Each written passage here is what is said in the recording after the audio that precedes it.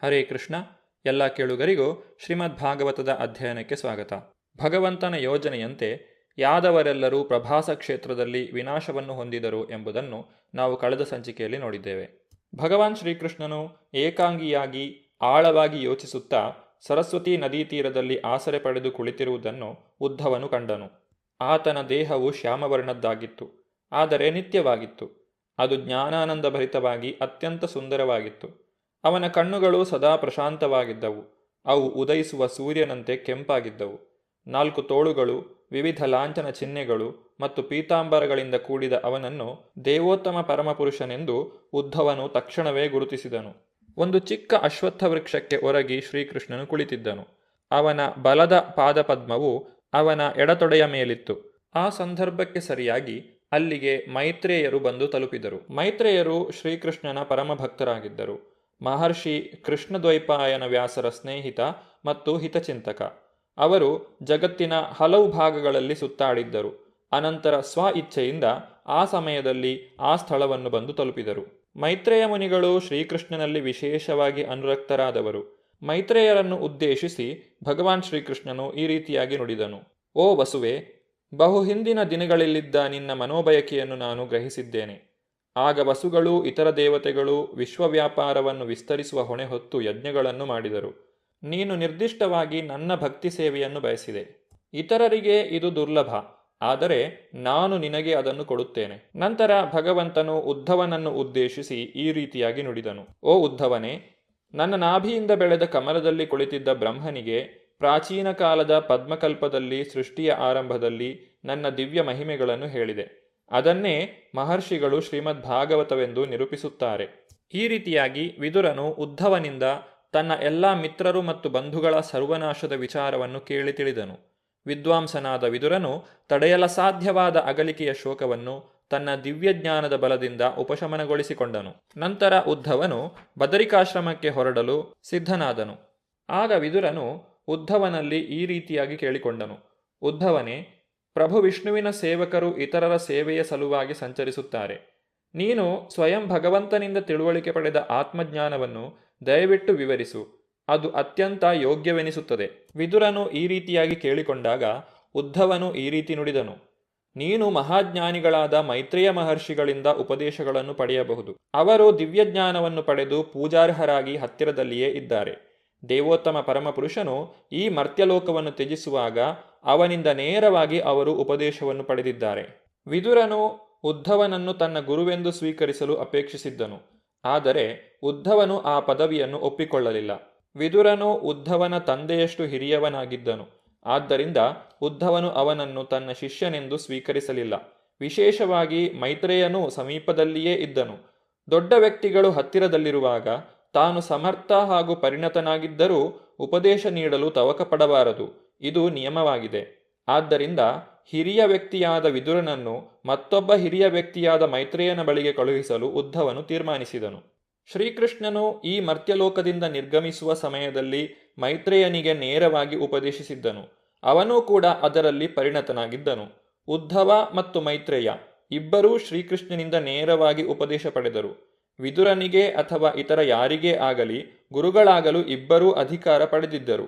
ಆದರೆ ಹಿರಿಯನಾದುದರಿಂದ, ಅದರಲ್ಲೂ ವಿಶೇಷವಾಗಿ ಉದ್ಧವನಿಗಿಂತ ಹಿರಿಯನಾದ ವಿದುರನಿಗೆ ಗುರುವಾಗುವ ಪ್ರಥಮ ಅರ್ಹತೆ ಮೈತ್ರೇಯನದಾಗಿತ್ತು. ಶುಕಮುನಿಗಳಿಂದ ಈ ಎಲ್ಲ ವಿಚಾರಗಳನ್ನು ಕೇಳಿಸಿಕೊಳ್ಳುತ್ತಿದ್ದಂತಹ ರಾಜ ಪರೀಕ್ಷಿತನು ಶುಕಮುನಿಗಳನ್ನು ಈ ರೀತಿಯಾಗಿ ಪ್ರಶ್ನಿಸುತ್ತಾನೆ. 3 ಲೋಕಗಳ ಪ್ರಭುವಾದ ಶ್ರೀಕೃಷ್ಣನ ಲೀಲೆಗಳ ಅಂತ್ಯವಾಯಿತು. ಮಹಾಸೇನಾನಿಗಳಲ್ಲಿ ಉತ್ತಮರಾದ ವೃಷ್ಣಿ ಮತ್ತು ಭೋಜವಂಶಜರೂ ಕಣ್ಮರೆಯಾದರು. ಅನಂತರ ಉದ್ಧವನೊಬ್ಬನೇ ಉಳಿದುದು ಏಕೆ? ರಾಜನ ಪ್ರಶ್ನೆಗೆ ಶುಕಮುನಿಗಳು ಈ ರೀತಿ ಉತ್ತರಿಸಿದರು. ನನ್ನ ಪ್ರಿಯ ರಾಜನೇ, ಬ್ರಾಹ್ಮಣರ ಶಾಪವು ನೆಪ ಮಾತ್ರಕ್ಕೆ ಅಷ್ಟೇ. ಆದರೆ ಶ್ರೀಕೃಷ್ಣನ ಪರಮ ಅಪೇಕ್ಷೆಯೇ ನೈಜ ಸಂಗತಿಯಾಗಿತ್ತು. ಬಹುಸಂಖ್ಯಾತರಾಗಿದ್ದ ಕುಟುಂಬದ ಸದಸ್ಯರನ್ನು ಕಳುಹಿಸಿದ ನಂತರ ತಾನು ಭೂಮುಖದಿಂದ ಅದೃಶ್ಯನಾಗಬೇಕೆಂದು ಭಗವಂತನು ಅಪೇಕ್ಷಿಸಿದನು. ಭಗವಂತನು ತನ್ನಲ್ಲಿಯೇ ಈ ರೀತಿಯಾಗಿ ಯೋಚಿಸಿದನು. ಈಗ ನಾನು ಈ ಲೌಕಿಕ ಜಗತ್ತಿನ ದೃಷ್ಟಿಯಿಂದ ಹೊರಟು ಹೋಗುತ್ತೇನೆ. ನನ್ನ ಬಗೆಗಿನ ಜ್ಞಾನವನ್ನು ಸಾಕ್ಷಾತ್ತಾಗಿ ವಹಿಸಿಕೊಳ್ಳುವ ಅರ್ಹತೆಯುಳ್ಳವನು ನನ್ನ ಭಕ್ತರಲ್ಲಿ ಪ್ರಮುಖನಾದ ಉದ್ಧವನೊಬ್ಬನೇ ಎಂದು ನಾನು ತಿಳಿಯುವೆ. ಉದ್ಧವನು ಯಾವ ವಿಧದಲ್ಲೂ ನನಗಿಂತ ಕನಿಷ್ಠನಲ್ಲ. ಏಕೆಂದರೆ ಅವನು ಎಂದೂ ಯಾವ ರೀತಿಯಲ್ಲೂ ಭೌತಿಕ ಪ್ರಕೃತಿ ಗುಣಗಳಿಂದ ಬಾಧಿತನಾಗಿಲ್ಲ. ಆದ್ದರಿಂದ ದೇವೋತ್ತಮ ಪರಮಪುರುಷನ ವಿಶಿಷ್ಟ ಜ್ಞಾನವನ್ನು ವಿತರಿಸಲು ಈ ಪ್ರಪಂಚದಲ್ಲಿ ಅವನು ಉಳಿದಿರಬಹುದು. ದೇವೋತ್ತಮ ಪರಮಪುರುಷನು ಸಕಲ ವೇದ ಜ್ಞಾನಗಳ ಮೂಲ ಹಾಗೂ 3 ಲೋಕಗಳ ಗುರು. ಅವನ ಬೋಧನೆಯಂತೆ ಉದ್ಧವನು ಯಾತ್ರಾಸ್ಥಳವಾದ ಬದರಿಕಾಶ್ರಮವನ್ನು ತಲುಪಿದನು. ಭಗವಂತನನ್ನು ತೃಪ್ತಿಪಡಿಸಲು ಅಲ್ಲಿ ಸಮಾಧಿಗತನಾದನು. ಈ ವಿಚಾರವನ್ನು ಶುಕಮುನಿಗಳು ರಾಜನಿಗೆ ತಿಳಿಸಿದರು. ಯಮುನಾ ನದಿಯ ತೀರದಲ್ಲಿ ವಿದುರನು ಕೆಲವು ದಿನಗಳನ್ನು ಕಳೆದನು. ಅನಂತರ ಆತ್ಮಸಾಕ್ಷಾತ್ಕಾರ ಪಡೆದ ಅವನು ಗಂಗಾ ನದಿಯ ದಡವನ್ನು ತಲುಪಿದನು. ಅಲ್ಲಿ ಮೈತ್ರೇಯ ಮಹರ್ಷಿಗಳಿದ್ದರು. ವಿದುರನು ಕುರುವಂಶದವರಲ್ಲಿಯೇ ಉತ್ತಮನು, ಶ್ರೀಕೃಷ್ಣನ ಭಕ್ತಿ ಸೇವೆಯಲ್ಲಿ ಪರಿಪೂರ್ಣನು. ಹೀಗೆ ಅವನು ಸ್ವರ್ಗೀಯ ಗಂಗಾ ನದಿಯ ಮೂಲವನ್ನು ತಲುಪಿದನು. ಅಲ್ಲಿ ಪ್ರಪಂಚದಲ್ಲಿಯೇ ಅಗಾಧ ಜ್ಞಾನಿಗಳಾದ ಮಹಾತ್ಮರಾದ ಮೈತ್ರೇಯರು ಕುಳಿತಿದ್ದರು. ವಿನಯಪೂರ್ಣನಾದ ಆಧ್ಯಾತ್ಮ ತೃಪ್ತನಾದ ವಿದುರನು ಅವರನ್ನು ಪ್ರಶ್ನಿಸಿದನು. ಮಹರ್ಷಿಗಳೇ, ಈ ಪ್ರಪಂಚದಲ್ಲಿ ಪ್ರತಿಯೊಬ್ಬನೂ ಸುಖ ಪಡೆಯಲು ಕಾಮ್ಯಕರ್ಮಗಳಲ್ಲಿ ತೊಡಗುತ್ತಾನೆ. ಆದರೆ ಯಾರೂ ಸಂತೃಪ್ತಿಯನ್ನು ಅಥವಾ ದುಃಖದ ಉಪಶಮನವನ್ನು ಕಾಣುವುದಿಲ್ಲ. ಬದಲಾಗಿ ಅಂತಹ ಚಟುವಟಿಕೆಗಳಿಂದ ಮತ್ತಷ್ಟು ಉದ್ರೇಕಿತನಾಗುತ್ತಾನೆ. ಆದ್ದರಿಂದ ನಿಜವಾದ ಸುಖ ಜೀವನವನ್ನು ಹೇಗೆ ಪಡೆಯಬಹುದು ಎಂಬುದಕ್ಕೆ ದಯವಿಟ್ಟು ನನಗೆ ನಿರ್ದೇಶನವನ್ನು ನೀಡಿರಿ. ಭಗವಂತನು ಪ್ರತಿಯೊಬ್ಬನ ಹೃದಯದಲ್ಲಿ ನಿವಾಸಿಯಾಗಿದ್ದಾನೆ. ಭಕ್ತಿ ಸೇವಾ ಪ್ರಕ್ರಿಯೆಯಿಂದ ಪುನೀತರಾದವರಿಗೆ ಮಾತ್ರ ಭಗವಂತನು ಪ್ರಾಚೀನ ವೇದ ತತ್ವಗಳಿಗೆ ಅನುಗುಣವಾಗಿ ಪರಮಸತ್ಯದ ಜ್ಞಾನವನ್ನು ಅಂತರಂಗದಿಂದ ಸಂತೋಷದಿಂದ ನೀಡುವನು. ಆದ್ದರಿಂದ ಮಹರ್ಷಿಗಳೇ, ಭಗವಂತನ ದಿವ್ಯ ಭಕ್ತಿ ಸೇವೆಯ ವಿಚಾರವಾಗಿ ದಯವಿಟ್ಟು ಉಪದೇಶ ನೀಡಿ.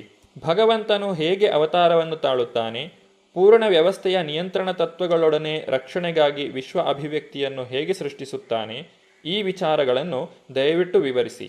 ಬ್ರಾಹ್ಮಣೋತ್ತಮರೇ, ಬ್ರಹ್ಮಾಂಡದ ಸೃಷ್ಟಿಕರ್ತ ಮತ್ತು ಸ್ವಯಂಪೂರ್ಣ ಪ್ರಭುವಾದ ನಾರಾಯಣನು ಹೇಗೆ ವಿವಿಧ ಜಂತುಗಳ ಪ್ರಕೃತಿಗಳು, ಚಟುವಟಿಕೆಗಳು, ರೂಪಗಳು, ಲಕ್ಷಣಗಳು ಮತ್ತು ಹೆಸರುಗಳನ್ನು ಬೇರೆ ಬೇರೆಯಾಗಿ ಸೃಷ್ಟಿಸಿದನೆಂಬುದನ್ನು ದಯವಿಟ್ಟು ವಿವರಿಸಿರಿ. ಶ್ರೀಕೃಷ್ಣನ ಪಾದಕಮಲಗಳೇ ಸಕಲ ಯಾತ್ರಾಸ್ಥಳಗಳ ಸಮಷ್ಟಿಯಾಗಿವೆ. ಅವನು ಮಹರ್ಷಿಗಳಿಂದ ಮತ್ತು ಭಕ್ತರಿಂದ ಪೂಜೆಗೊಳ್ಳುತ್ತಿದ್ದಾನೆ.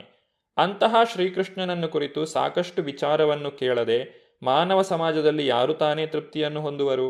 ಅಂತಹ ವಿಚಾರಗಳು ಕರ್ಣರಂಧ್ರಗಳನ್ನು ಪ್ರವೇಶಿಸಿದ ಮಾತ್ರದಿಂದಲೇ ಸಂಸಾರ ಬಂಧನವನ್ನು ಕಡಿದು ಹಾಕಬಲ್ಲವು. ಪರಮಪ್ರಭುವಿನ ಮಹಿಮೆಗಳೇ ಜಗತ್ತಿನ ಎಲ್ಲೆಡೆಯ ಜನರಿಗೆ ಶುಭವನ್ನು ಉಂಟು ಮಾಡಬಲ್ಲವು. ಆದ್ದರಿಂದ ಜೇನುಹುಳುಗಳು ಹೂವುಗಳಿಂದ ಜೇನನ್ನು ಸಂಗ್ರಹಿಸುವಂತೆ ಎಲ್ಲ ವಿಷಯಗಳ ಸಾರವಾದ ಶ್ರೀಕೃಷ್ಣನ ವಿಷಯಗಳನ್ನು ವರ್ಣಿಸಿ. ಪರಮ ನಿಯಂತ್ರಕನ ಅತಿಮಾನವ ದಿವ್ಯ ಕಾರ್ಯಗಳ ಗುಣಗಾನವನ್ನು ಮಾಡಿ ದೇವೋತ್ತಮ ಪರಮಪುರುಷನು ಸಕಲ ಶಕ್ತಿಯಿಂದ ಪೂರ್ಣನಾಗಿ ವಿಶ್ವ ಸೃಷ್ಟಿಯ ಪೂರ್ಣ ಅಭಿವ್ಯಕ್ತಿ ಮತ್ತು ಪೋಷಣೆಗಾಗಿ ಧರಿಸಿದ ಅವತಾರಗಳ ವಿಚಾರವನ್ನೂ ಹಾಡಿರಿ. ಮೈತ್ರೇಯರನ್ನು ವಿದುರನು ಈ ರೀತಿಯಾಗಿ ಪ್ರಾರ್ಥಿಸಿಕೊಂಡಾಗ ಜನರ ಮಹೋನ್ನತ ಕಲ್ಯಾಣದ ಸಲುವಾಗಿ ಮೈತ್ರೇಯರು ಮಾತನಾಡತೊಡಗಿದರು. ಓ ವಿದುರನೇ, ನಿನಗೆ ಸಕಲ ಯಶಸ್ಸುಗಳುಂಟಾಗಲಿ. ಎಲ್ಲ ಸದ್ಗುಣಗಳಲ್ಲಿ ಯಾವುದು ಹಿರಿಯದೆಂದು ನೀನು ನನ್ನನ್ನು ಕೇಳಿರುವೆ. ಅದರಿಂದಾಗಿ ನೀನು ನನಗೆ ಮತ್ತು ಜಗತ್ತಿಗೆ ಎರಡಕ್ಕೂ ದಯೆ ತೋರಿದ್ದೀಯೆ. ಏಕೆಂದರೆ ನಿನ್ನ ಮನಸ್ಸು ಸದಾ ಅಧೋಕ್ಷಜನ ವಿಚಾರದಲ್ಲಿ ಮಗ್ನವಾಗಿರುತ್ತದೆ. ಓ ವಿದುರ, ನೀನು ಶ್ರೀಕೃಷ್ಣನನ್ನು ಒಂದೇ ಮನಸ್ಸಿನಿಂದ ಒಪ್ಪಿರುವುದರಲ್ಲಿ, ಅಂಗೀಕರಿಸಿರುವುದರಲ್ಲಿ ಆಶ್ಚರ್ಯವೇನೂ ಇಲ್ಲ. ನೀನು ಮಾಂಡವ್ಯ ಮುನಿಗಳ ಶಾಪದ ನಿಮಿತ್ತ ಈಗ ವಿದುರನಾಗಿರುವೆ ಎಂದು ನನಗೆ ತಿಳಿದಿದೆ. ಹಿಂದೆ ನೀನು ಜೀವಿಗಳ ಮರಣಾನಂತರದ ಮಹಾನಿಯಂತ್ರಕನಾದ ಯಮರಾಜನಾಗಿದ್ದೆ. ಮಾಂಡವ್ಯ ಮುನಿಯು ಒಬ್ಬ ಮಹಾಋಷಿ. ವಿದುರನು ಹಿಂದೆ ಮರಣಾನಂತರ ಜೀವಿಗಳ ಹೊಣೆ ಹೊರುವ ಯಮರಾಜನಾಗಿದ್ದನು. ಜನನ, ಪೋಷಣೆ ಮತ್ತು ಮರಣ ಇವು ಭೌತಿಕ ಜಗತ್ತಿನಲ್ಲಿರುವ ಜೀವಿಗಳ 3 ಬದ್ಧ ಸ್ಥಿತಿಗಳಾಗಿವೆ. ಯಮನು ಮರಣಾನಂತರದ ನಿಯಂತ್ರಕನಾಗಿದ್ದಾನೆ. ಒಮ್ಮೆ ಅವನು ಮಾಂಡವ್ಯ ಮುನಿಗಳನ್ನು ಅವರ ಬಾಲ್ಯದ ಒಂದು ಸಣ್ಣ ತಪ್ಪಿಗಾಗಿ ವಿಚಾರಣೆಯನ್ನು ಮಾಡಿದ. ಈಟಿಯಿಂದ ಅವರನ್ನು ಇರಿಯುವಂತೆ ಆಜ್ಞೆ ಮಾಡಿದ. ಸಲ್ಲದ ದಂಡನೆಯನ್ನು ತನಗೆ ವಿಧಿಸಿರುವುದಕ್ಕಾಗಿ ಮಾಂಡವ್ಯರು ಕೋಪಗೊಂಡರು. ಶೂದ್ರನಾಗುವಂತೆ ಯಮರಾಜನನ್ನು ಶಪಿಸಿದರು. ಮೈತ್ರೇಯರು ತಮ್ಮ ಮಾತುಗಳನ್ನು ಮುಂದುವರಿಸುತ್ತಾ ವಿದುರನಲ್ಲಿ ಈ ರೀತಿಯಾಗಿ ಹೇಳಿದರು. ನೀನು ದೇವೋತ್ತಮ ಪರಮಪುರುಷನ ಶಾಶ್ವತ ಸಹಚರರಲ್ಲಿ ಒಬ್ಬನಾಗಿದ್ದೀಯೆ. ಶ್ರೀಕೃಷ್ಣನು ತನ್ನ ಧಾಮಕ್ಕೆ ಹಿಂದಿರುಗುವಾಗ ನಿನಗಾಗಿ ತನ್ನ ಉಪದೇಶಗಳನ್ನು ನನ್ನಲ್ಲಿ ಬಿಟ್ಟು ಹೋದನು. ಆದ್ದರಿಂದ ನಾನು ನಿನಗೆ ದೇವೋತ್ತಮ ಪರಮಪುರುಷನ ಲೀಲೆಗಳನ್ನು ವಿವರಿಸುವೆನು. ಅವನು ವಿಶ್ವದ ಸೃಷ್ಟಿ, ಸ್ಥಿತಿ, ಲಯಗಳಿಗಾಗಿ ಒಂದರ ನಂತರ ಮತ್ತೊಂದರಂತೆ ತನ್ನ ದಿವ್ಯ ಶಕ್ತಿಯನ್ನು ವಿಸ್ತರಿಸುತ್ತಾನೆ. ಸಮಸ್ತ ಜೀವಿಗಳ ಪ್ರಭುವಾದ ದೇವೋತ್ತಮ ಪರಮಪುರುಷನು ಸೃಷ್ಟಿಗೆ ಪೂರ್ವದಲ್ಲಿಯೂ ಏಕೈಕನಾಗಿದ್ದನು. ಅವನ ಇಚ್ಛೆಯಿಂದ ಮಾತ್ರವೇ ಸೃಷ್ಟಿಯು ಸಂಭವಿಸುತ್ತದೆ. ಪುನಃ ಪ್ರತಿಯೊಂದು ಅವನಲ್ಲಿಯೇ ಲೀನವಾಗುತ್ತದೆ. ಈ ಪರಮಾತ್ಮನನ್ನು ಬೇರೆ ಬೇರೆ ಹೆಸರುಗಳಿಂದ ಸೂಚಿಸಲಾಗಿದೆ. ಭೌತಿಕ ಸೃಷ್ಟಿಯ ಹಿಂದೆಯೂ ಭಗವಂತನು ಇದ್ದನು. ಭಗವಂತನ ದೃಷ್ಟಿ ಮಾತ್ರದಿಂದಲೇ ಈ ಭೌತಿಕ ಪ್ರಪಂಚವು ಸೃಷ್ಟಿಗೊಂಡಿತು. ವಿದುರ ಮೈತ್ರೇಯರ ಸಂವಾದದ ಮುಂದಿನ ವಿಚಾರಗಳನ್ನು ನಾವು ಮುಂದಿನ ಸಂಚಿಕೆಯಲ್ಲಿ ನೋಡೋಣ. ಧನ್ಯವಾದಗಳು. ಹರೇ ಕೃಷ್ಣ.